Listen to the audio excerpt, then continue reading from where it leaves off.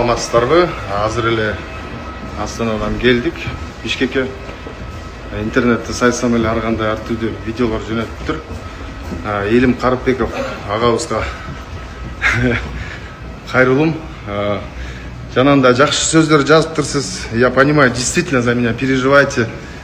Если ушунчалык мага мындай борунуз ооруса, кайдыгер болбосоңуз мындай өзүм телефонума чалып эле акылдасатыңыз айтсаңыз болмок эле да. Анан жанагындай адамдын ушундай кемчиликтерин чыгарып, ошонун үстүнөн билбейм, мындай аудиторияны же активдүү көтөрүш керекпи? Мен максатты түшүнбөй калдым. Бирок чынында эле мындай эгерде мен мага жан тартсаңыз, ошол видеону чыгарбай эле мындай ага катары, эркек катары энем мындай кылганым болбойт деп жок дегенде бир звонок кылып койсоңуз болмок эле да. Энем бар. Biz dağız. Min de yine atak fakir mah. Вот мах, вот слово. Меня знает старому царю мах. Где мах? Я сразу.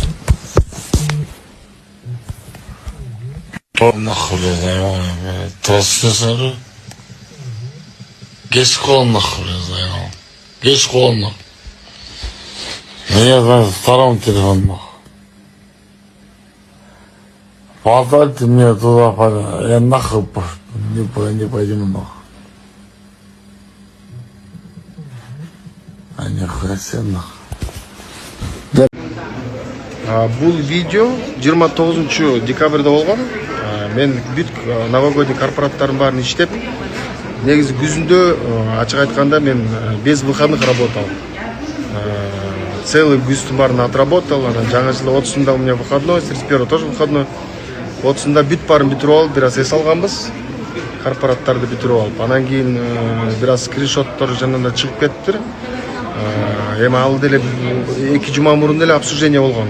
Анан ошо өткөн кеткенди кайра казып, кайра чыгарып, эми чоочун адамдар чыгарса бир жөн эле Илим байке, бирок эми сиз менен жакшы эле мамиледем, бири-бириз тааныйбыз, анан аудиторияңыз бар сиздики, анан мындай улуу адам жакшы көрүп сыйлап жүргөн байкебиз ушинтип мындай кемчиликтерди чыгарып, ушинтип таратып атканыңызды көрүп, бир аз мен ачык айтканда сизге аябай капа болдум Илим байке.